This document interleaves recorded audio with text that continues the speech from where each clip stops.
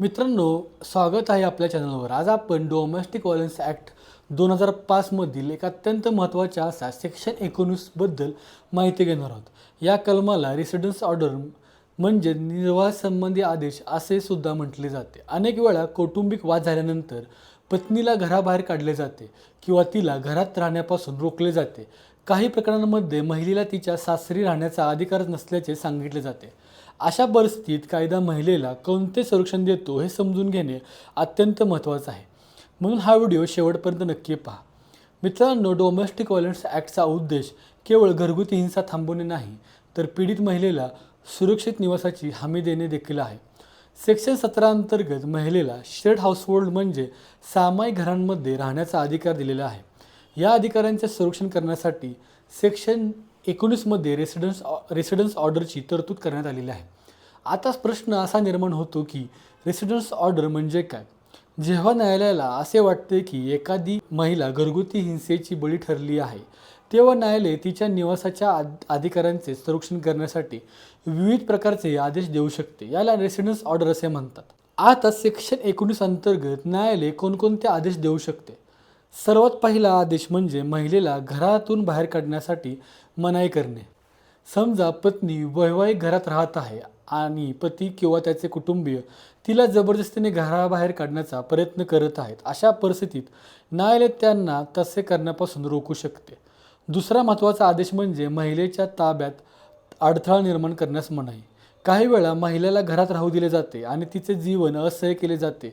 तिच्या खोलीत प्रवेश करणे, वस्तूंची तोडफोड करणे किंवा तिला मानसिक त्रास देणे असे प्रकार घडतात. अशा वेळी न्यायालय संबंधित व्यक्तीला प्रतिबंध घालू शकते आणि नवऱ्यालाच घरापासून आणि येण्यास मज्जाव करू शकते व काही अटी घालू शकते.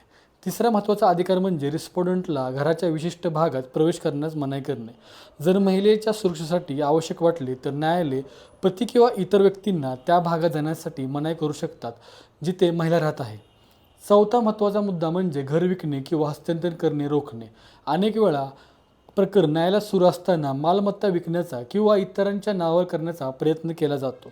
अशा परिस्थितीत न्यायालय शेअर्ड हाऊसहोल्ड विकणे, हस्तांतरित करणे किंवा त्यावर बोजा निर्माण करणे यावर मनाई करू शकते.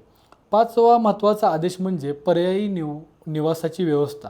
जर परिस्थिती अशी असेल की महिला आणि पती यांनी एकाच घरात राहणे शक्य नसेल, तर न्यायालय रिस्पोंडंटला महिलेसाठी त्याच दर्जाचे पर्यायी निवासस्थान उपलब्ध करून देण्याची किंवा त्यासाठी तेवढेच भाडे देण्याचे आदेश देऊ शकते.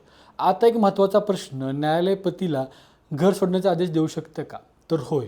सेक्शन 19 अंतर्गत न्यायालय रिस्पोंडंटला म्हणजे पतीला शेअर हाऊसहोल्डमधून बाहेर पडण्याचा आदेश देऊ शकतं. मात्र कायद्यात स्पष्टपणे नमूद करण्यात आलेले आहे की असा आदेश कोणत्याही महिलेविरुद्ध देता येणार नाही.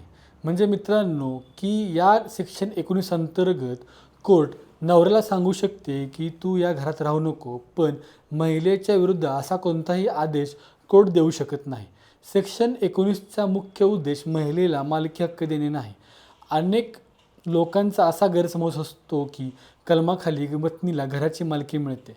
प्रत्यक्षात सेक्शन 19 केवळ महिलेच्या राहण्याच्या अधिकारांचे संरक्षण करते. मालकी हक्काचा प्रश्न हा स्वतंत्र देवाने किंवा इतर कायदेशीर कार्यवाहीत ठरवला जातो. आता एक उदाहरण पाहूया. समजा पती पत्नीमध्ये वाद झाला आणि पतीने पत्नीला घराबाहेर काढले. पत्नीने डोमेस्टिक व्हायलन्स ॲक्ट अंतर्गत अर्ज दाखल केला. न्यायालयाच्या प्राथमिकदृष्ट्या असे लक्षात आले की येथे घरगुती हिंसाचार झाल्याचे कळाले. अशा परिस्थितीत न्यायालय पत्नीला पुन्हा घरात राहण्याचा अधिकार देऊ शकते किंवा पर्यायी निवासाची व्यवस्था करण्याचे पतीला आदेश देऊ शकते. यामुळे महिला बेघर होण्यापासून वाचते आणि तिच्या सुरक्षिततेचे संरक्षण होते. मित्रांनो, डोमेस्टिक व्हायलन्स ॲक्टमधील सेक्शन 19 हा महिलांच्या निवासाच्या अधिकारांचे संरक्षण करणारा अत्यंत महत्त्वाचा कायदेशीर उपाय आहे. या कलमामुळे घरगुती हिंसेची बळी ठरलेल्या महिलांना घराबाहेर काढणे सोपे राहत नाही आणि न्यायालय परिस्थितीनुसार विविध प्रकारचे संरक्षणात्मक आदेश देऊ शकते. थोडक्यात सांगायचे झाल्यास सेक्शन 19 म्हणजे रेसिडेन्स ऑर्डर. या कलमांतर्गत न्यायालय महिलेला शेअर हाऊसहोल्डमध्ये राहण्याचे संरक्षण देऊ शकते, घर विकण्यास मनाई करू शकते, पतीला घर सोडण्याचे आदेश देऊ शकते किंवा पर्यायी निवासाची व्यवस्था करण्यास सांगू शकते. हा अधिकार महिलाच्या सन्मानाचे आणि अभिमानाने जगण्यासाठी दिलेला आहे. व्हिडिओ आवडला असेल तर लाईक करा, शेअर करा, चॅनल सबस्क्राईब करा आणि अशाच प्रकारच्या कायदेशीर माहितीसाठी आमच्यासोबत जोडलेले राहा. धन्यवाद.